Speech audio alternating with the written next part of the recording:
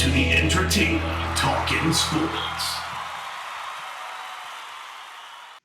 What is going on, football fans? Back at it with another New York Giants video. And in this video, I wanted to jump into the 2020 roster for the New York Giants and give you guys my way too early 2021 roster prediction for the football team, the 53-man roster, and what I think it ultimately will be, at least at this point in time.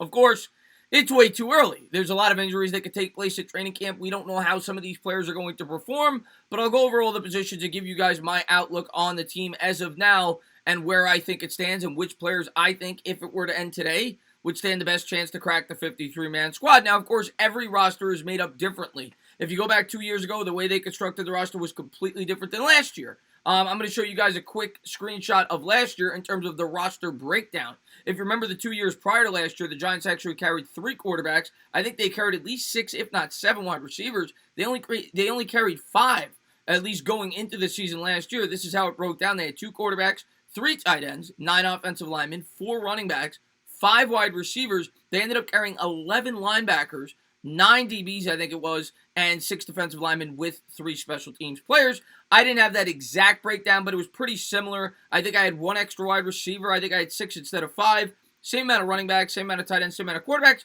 same amount of offensive linemen. I think I added another piece maybe to the defensive backfield as I did the roster breakdown, but I tried to keep it as close to that as I possibly could. And as you're going to see as I do this roster breakdown, there's going to be potentially some surprise cuts for this New York Giant football team, which is a good thing.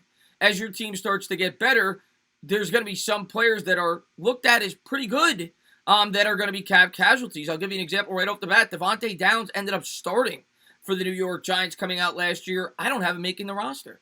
And there's a number of other players that I could see that you may view as surprise cuts going into this year. And I'm sure I have a video up on that going into training camp as to which players I could see being surprise cuts. But we're going to start with the quarterback position, and I'm going to keep it as is. If you look in that top left corner, last year they carried 2 quarterbacks. I'm going to do the same thing this year. Of course, we brought in Mike Glennon, who's been a journeyman throughout the league. I think he's a very serviceable backup. And Daniel Jones at the top of the roster, I think will be your starting quarterback going into the season. That's obviously pretty obvious. The only question here is, will it be 2 or 3? I prefer it to be 2, especially being that the New York Giants are so versatile on the defensive side of the field. You want to try to have as many players as you can there to help both special teams and all the different looks they're going to give to opposing offenses. Next up, I went with the running back position. I almost went with 5 here, especially considering, and the Giants may very well go with 5, considering that Saquon Barkley probably won't be 100% to start the year, and if he will be, I still think they're going to try to ease him in.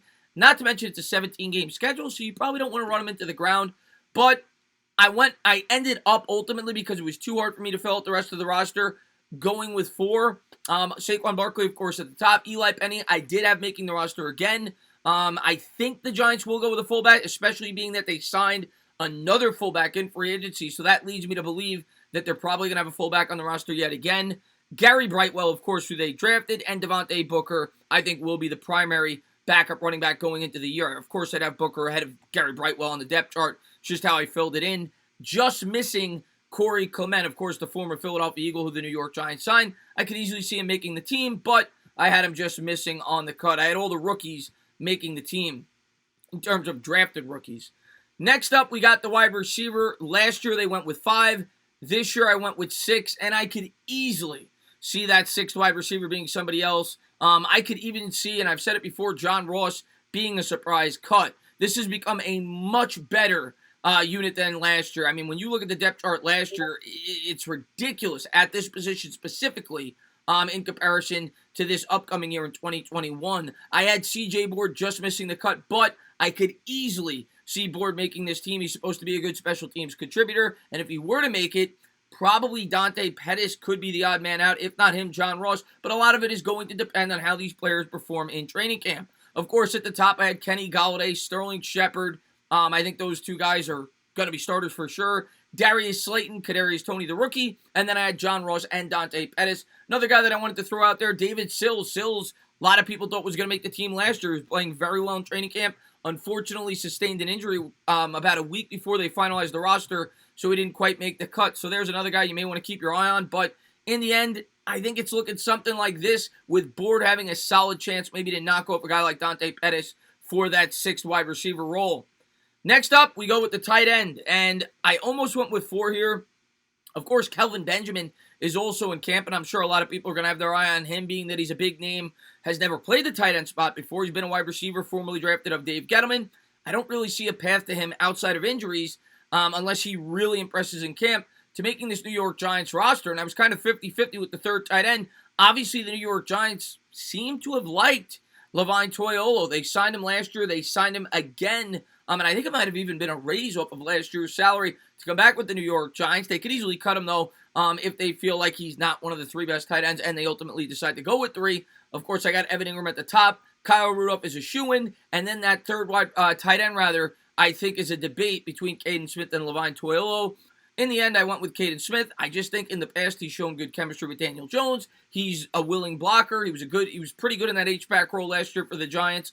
So I went with Caden Smith. I left Toilolo off the roster. I could easily see the New York Giants going with 4 tight ends here, but I really feel it's a long shot for Kelvin Benjamin to ultimately crack the New York Giants team this year.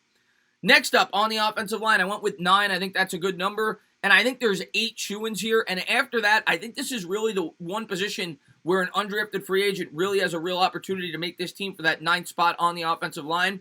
Obviously, you have the starters with Andrew Thomas, Will Hernandez, Nick Gates, Shane Lemieux, and Matt Parrott. Those are locks. Those are more than likely going to be your starters. Maybe Nate Solder or Zach Fulton contend if, some of these projected starters look bad in camp if they have an injury. But I think those are going to be your 5 projected starters. And then I think there's 3 clear backups that are definitely going to make this team. They're veterans in the league. They've been starters before. Obviously, that being Nate Solder, Jonathan Harrison, and Zach Fulton. Harrison formerly played with the Jets. The Giants signed him really before free agency started this year. And he's kind of a multifaceted offensive lineman that can play both the guard and the center position. And the same can be said, I think it's pronounced Brett Heggie, might be Hedgie, the undrafted free agent. I think he's out of Florida.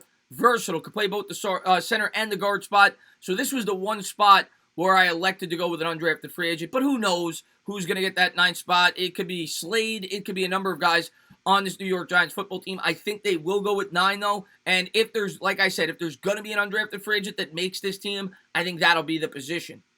Next up, we go with special teams. This is cut and dry. Riley Dixon, of course, back your punter. Graham Gano, the kicker, who had a fantastic year last year for the Giants. I'm hoping he could duplicate that. And Casey Kreider, the long snapper. So don't got to talk much about that. Those 3 guys will absolutely make this team outside of an injury. Next up, we got the defensive line. Last year they went with 6. I went with 6 this year. Of course, Leonard Williams, Dexter Lawrence. I think Danny Shelton is a shoo-in. I think he's going to be your primary nose tackle in run situations. B.J. Hill and Austin Johnson, I think they'll compete for starters reps. Maybe you'll see Dexter Lawrence in the middle as well. And I had Fedi Adenabo on the defensive line. He could also play some outside linebacker. Gettleman kind of alluded to the fact that he thought he would be, he could potentially play on the inside, which leads me to believe that the Giants may feel like he will be more so on the defensive line than playing at the outside linebacker position. Just missing, I had McIntosh, who's actually made the team the last couple of years, a former 5th-round pick for the Giants out of Miami, I think in 2018. But he's never really gotten much of an opportunity with the Giants, some of it due to injuries, some of it due to talent at that position. But he could contend to make this team. But if they go with 6, I think it's going to be hard for McIntosh to crack the Giants roster this year. Next up, we go with the linebacker. This was tough for me. Originally, I had 10. I shrunk it down to 9 when I wanted to get one extra DB on the roster. Obviously, Blake Martinez is going to be your starting man in the middle. Lorenzo Carter, to me, is a potential. I'm not saying I'm predicting this, nor do I want this.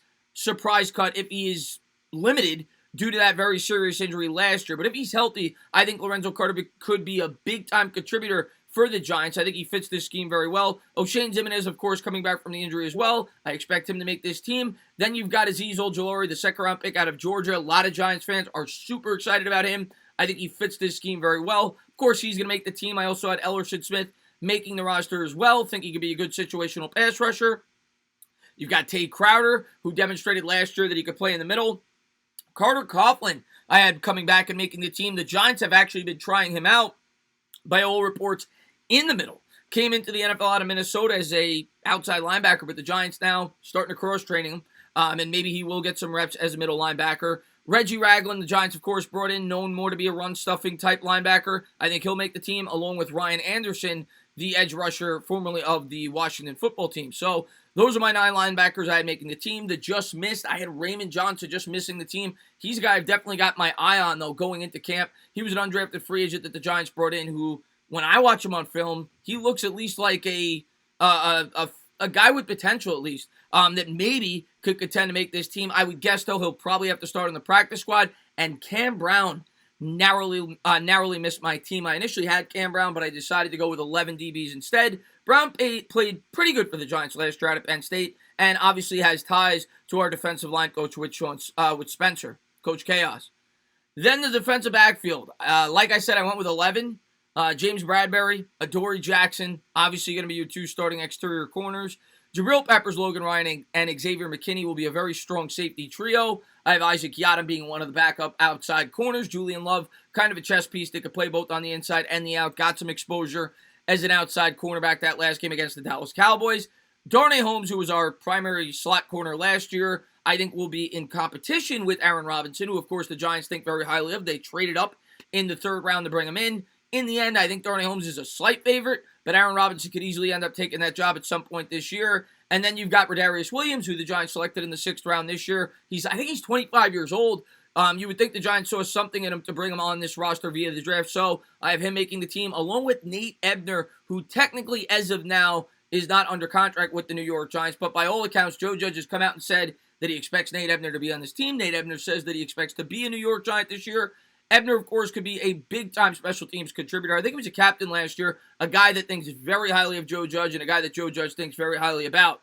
So that's the way I see it. Like I said, a couple surprise cuts, and just to rattle up a couple of names that I really have my eye on that I'm interested in to see maybe they could be a surprise cut, right? Because going into last year, nobody thought that Corey Coleman would be cut. There's a number of other players as well. So this year, yeah, like I said, McIntosh I could definitely see being cut, but in terms of a shocker, maybe Lorenzo Carter, maybe O'Shane Ximines, depending on how they responded to those injuries last year. Possibly a guy like John Ross. And Caden Smith, maybe, if you're looking, if you view that as a bit of a surprise. But that's kind of how I see the roster right now. Of course, we're going to get a lot of answers as training camp is fast approaching. It's going to be here in about a week. I'll be live at some point this week to talk Giants football with you guys as we're getting ready for the season. As always, if you liked what you watched, please subscribe. Drop a comment. Maybe give me a little thumbs up. Cheers.